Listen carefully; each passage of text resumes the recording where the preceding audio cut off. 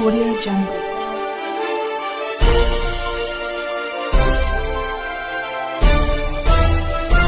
Audio Jungle.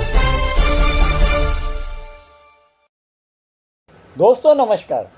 9 तारीख की शाम को प्रधानमंत्री मोदी ने एक बार फिर से तीसरी बार लगातार पीएम पद की शपथ लेते हुए करीब 72 मंत्रियों के साथ में इस जश्न को मनाया।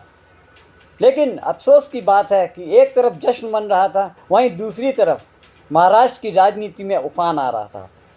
ये पहले से ही लग रहा था कि जैसे ही इलेक्शन होगा का परिणाम सामने आएगा, वैसे ही महाराष्ट्र की राजनीति में उफान आ जाएगा, और ऐसा ही हुआ।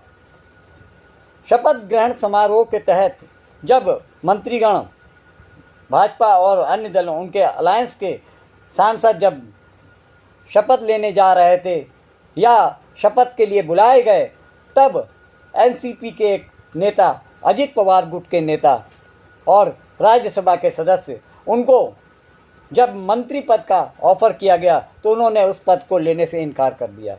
उनको एमओएस यानी स्वतंत्र प्रभार मंत्री का ऑफर दिया गया था। उन्होंने ये कहते हुए मंत्री पद का ऑफर ठुकरा दिया कि वो पहले कैबिनेट मंत्री रह चुके हैं, और अगर वो स्टेट मिनिस्टर बनते हैं, स्वतंत्र प्रभार मंत्री बनते हैं, तो ये उनका डिमोशन है। वो ऐसा कतई नहीं चाहेंगे कि एक बार ऊंचे पद से नीचे जाएं।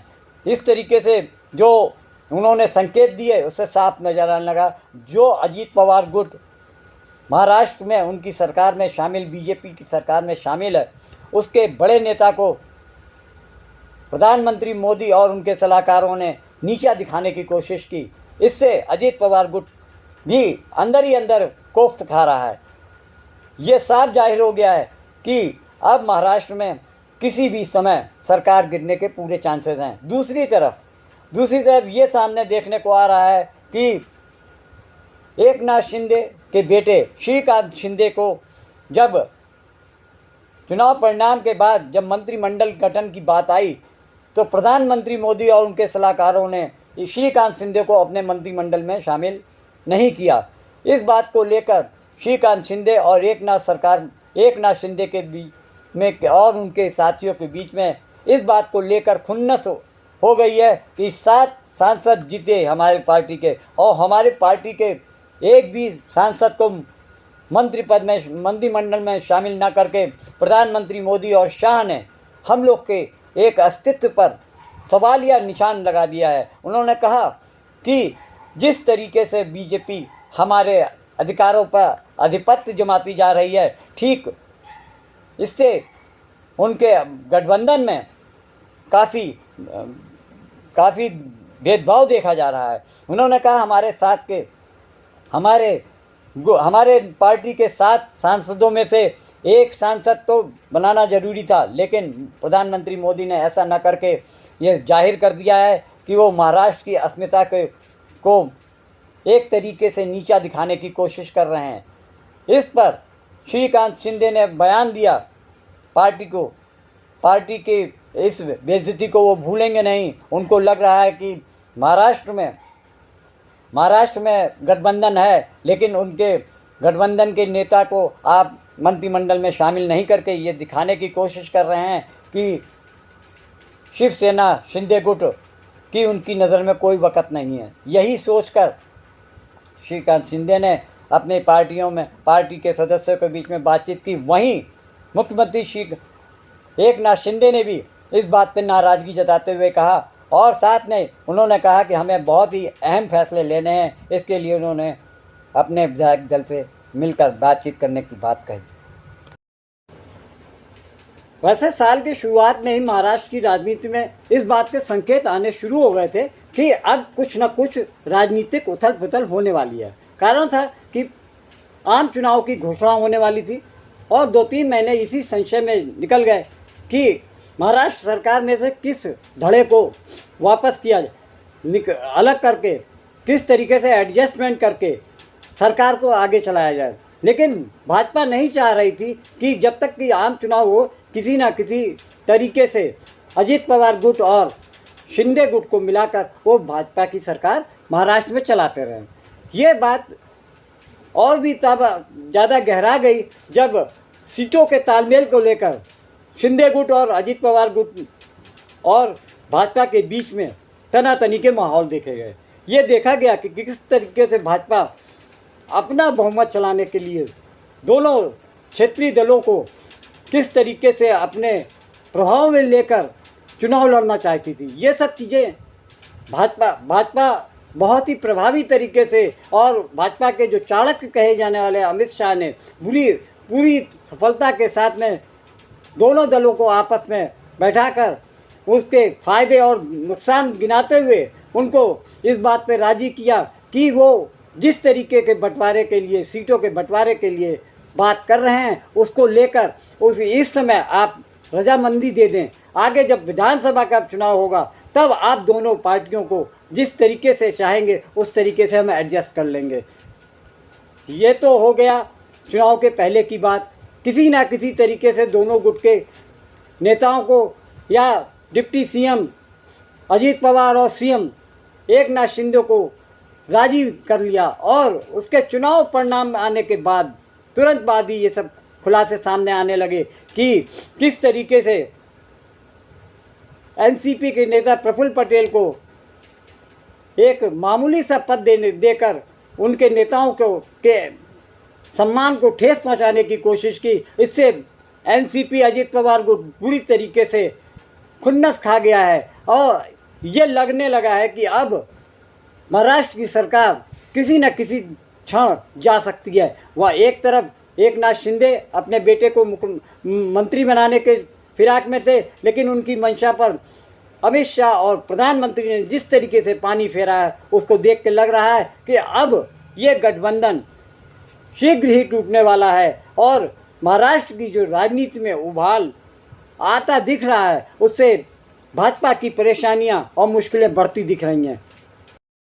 लोकसभा चुनाव के परिणाम आने के बाद देश में तीसरी बार प्रधानमंत्री ने देश की कमान संभाल ली है और उसके साथ ही साथ देश का जो राजनीतिक जो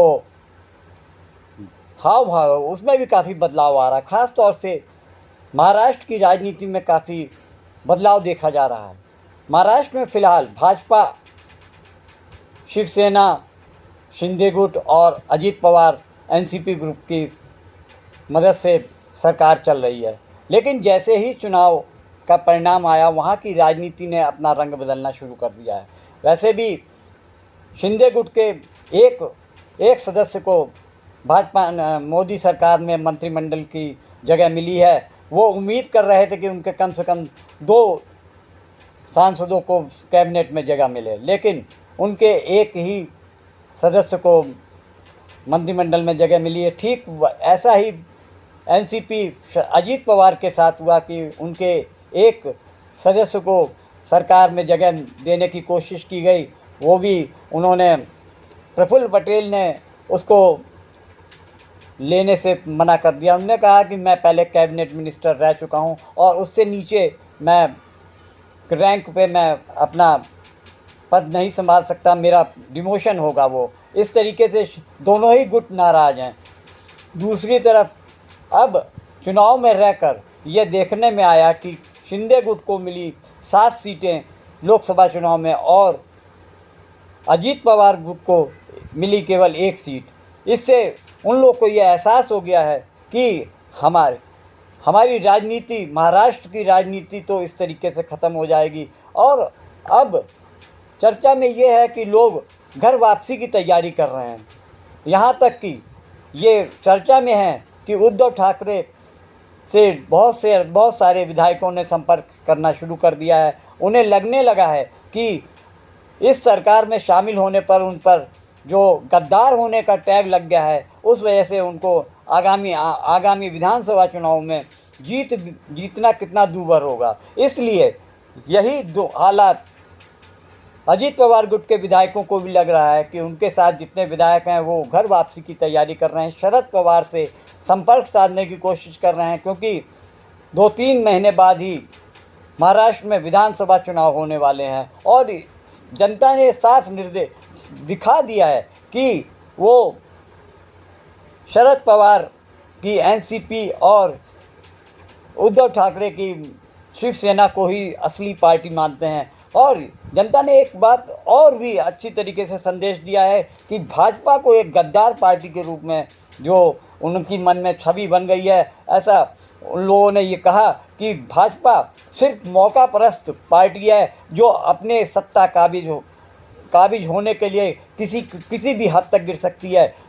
और दोनों ही दल जो नए दल बने हुए हैं, अजीत पवार गुट और शिंदे गुट, उनको इस बात का एहसास हो गया है कि किस तरीके से भाजपा ने साजिश रचकर शिवसेना और एनसीपी को तुड़वाया, वो उनके साथ भी ऐसा कर सकती है। क्योंकि इससे पहले बिहार में भी शिवसेना भारतीय जनता पार्टी ने जेडीयू को तोड़ने का प्रयास किया और लोजपा को तो रामविलास पासवान की पार्टी को तो उन्होंने तोड़ ही दिया। और इस तरीके के कांड करने में भाजपा बिल्कुल भी संकोच नहीं करती है। यही वजह है कि उन सबको अब ये एहसास हो गया है कि अब हमें अपनी मूल पार्टी में जाकर अपनी साख को मजबूत करना है, ताकि आने वाले चुनाव में वो किसी तरीके से विधायक बन सकें। सत्ता में बने रहने के लिए उनको अपनी मूल पार्टी में जाना स्वीकार है, लेकिन अब बीजेपी के झांसे में वो कतई नहीं आने वाले हैं। उन्होंने